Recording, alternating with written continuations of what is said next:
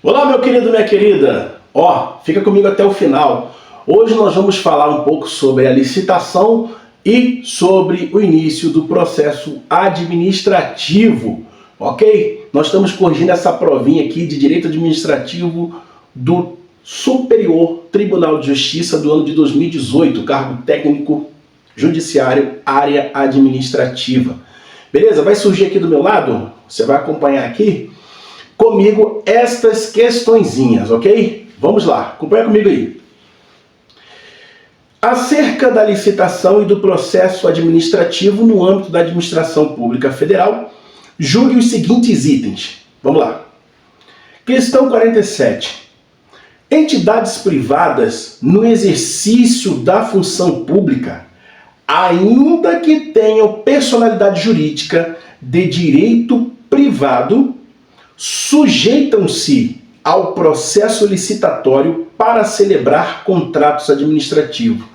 Bom, essa questão aqui é uma questão que gerou um imbróglio daqueles, mas o CESP considerou essa questão como correta, porque apesar de várias coisas serem ditas na atualidade, até mesmo ter jurisprudência falando a respeito sobre o sistema S, das entidades privadas, que elas não precisam sujeitar o processo licitatório para contratação.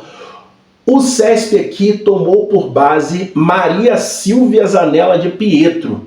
E Maria Silvia Zanella de Pietro vai dizer em uma das suas obras, ou na sua obra, que apesar de a entidade ser privada e de direito privado, se ela estiver prestando serviço público, estiver na qualidade de uma prestadora de serviço público, ela deverá sim se sujeitar ao processo licitatório ou aos princípios licitatórios, ok? Então, por isso, o CESP deu essa questão como correta. É bom guardar e verificar como vai ser esse andamento aí da banca, se ela vai mudar de posicionamento, mas essa questão foi considerada como correta. Vamos à próxima. A próxima questão vai falar aí sobre o leilão. Eu sei que muitos podem estar pensando assim, mas ele está falando da prova de 2018, essa prova já está desatualizada. Não, negativo, meu querido. Eu sei que ela foi feita sob a égide da 8666/93, chamada Lei do Capeta, mas nós vamos corrigi-la sob a égide da Lei 14.133, lei vigente. Então vamos atualizar isso. Comigo, olha na tela. O leilão é a modalidade de licitação para a aquisição de bens e serviços comuns, independentemente do valor estimado da contratação. Nessa modalidade, a disputa entre os licitantes é realizada mediante propostas e lances em sessão pública. Olha, meu querido, o que está errado aqui é o seguinte, que ele confundiu as bolas. Então aqui a questão está errada, porque ele está falando nada mais, nada menos de uma coisa chamada de pregão, ok? Porque bens e serviços comuns é para pregão. E onde que você vai encontrar isso, meu querido? Você vai encontrar na nova lei de licitações, a lei 14.133, lá por volta do nosso artigo 28 ao 32. Então você já coloca aí para você revisar. É assim que você tapa os buracos. Fica comigo até o final, eu estou te explicando como que você vai tapar os buracos da sua revisão. Você vai botar aí a sua revisão, revisar a leitura atenta do artigo 28 ao 32 e também do 33 ao 37, que vai falar sobre os critérios de julgamento. Você não pode deixar de ler 28 ao 32, que fala sobre as modalidades de licitação, e também do 33 ao 37, critérios de julgamento. Beleza? Vamos passando. Então, o pregão é para bens e serviços comuns. Não pode se esquecer disso. Pregão não cabe para serviço de engenharia, igual era lá na 10.520, ok? Porém, a nova lei de licitações, a 14.133, diz expressamente uma exceção, que essa exceção está lá no artigo 29, parágrafo único. Artigo 29, parágrafo único, que vai nos remeter ao artigo 6º, inciso 20, a linha A. Muita atenção, artigo 6º, inciso 20, a linha A. Leiam, leiam, leiam, porque cai em prova. É a exceção, a parte que permite que o pregão seja também aplicado ao serviço de engenharia. Cuidado, mas via de regra, pregão não cabe em serviço de engenharia. Não cabe. Ok? E no caso do leilão? No caso do leilão, é o maior lance.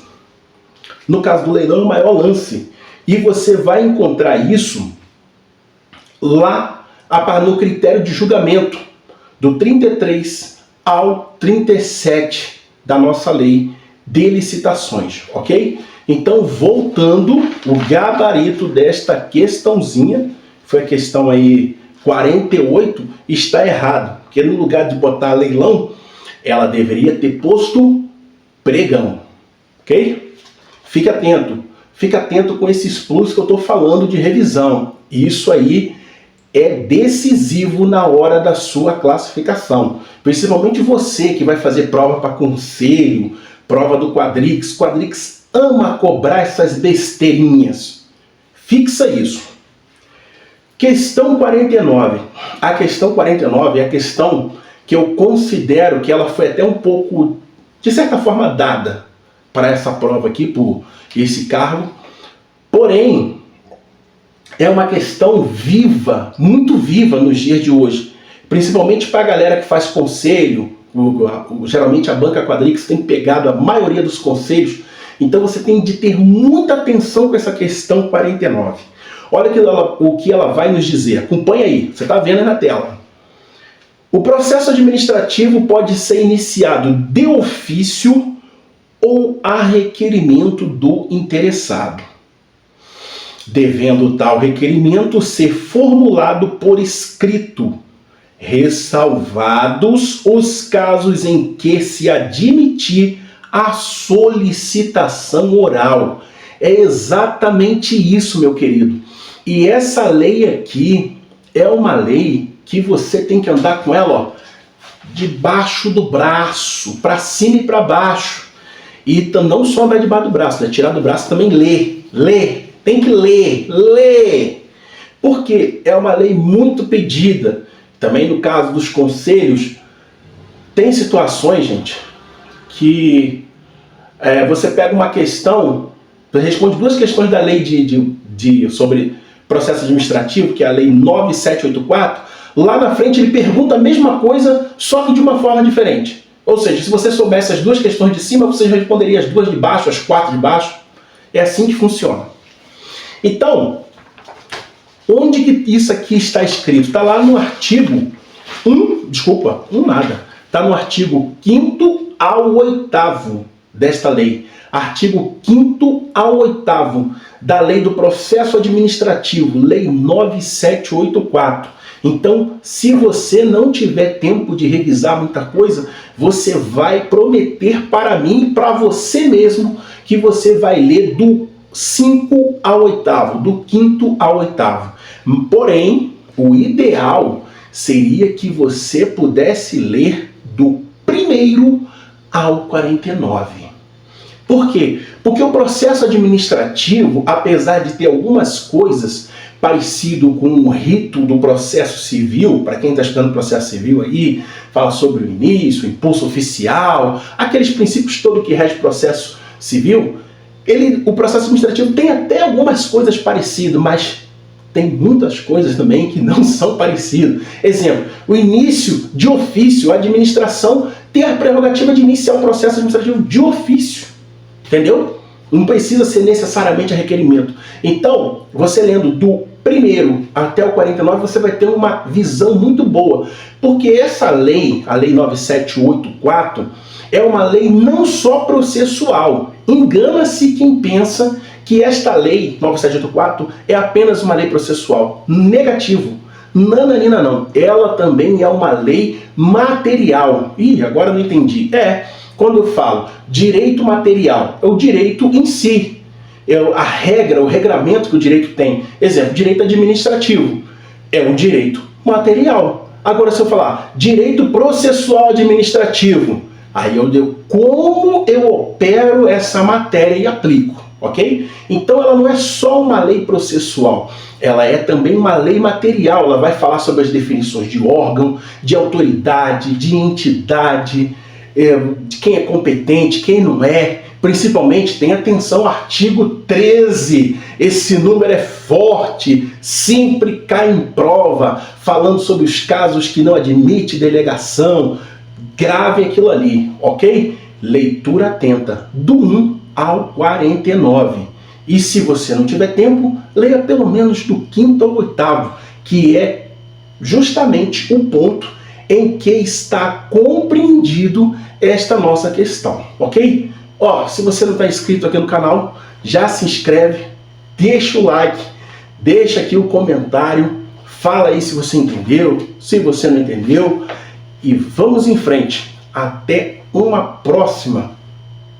Beijo no coração, abraço.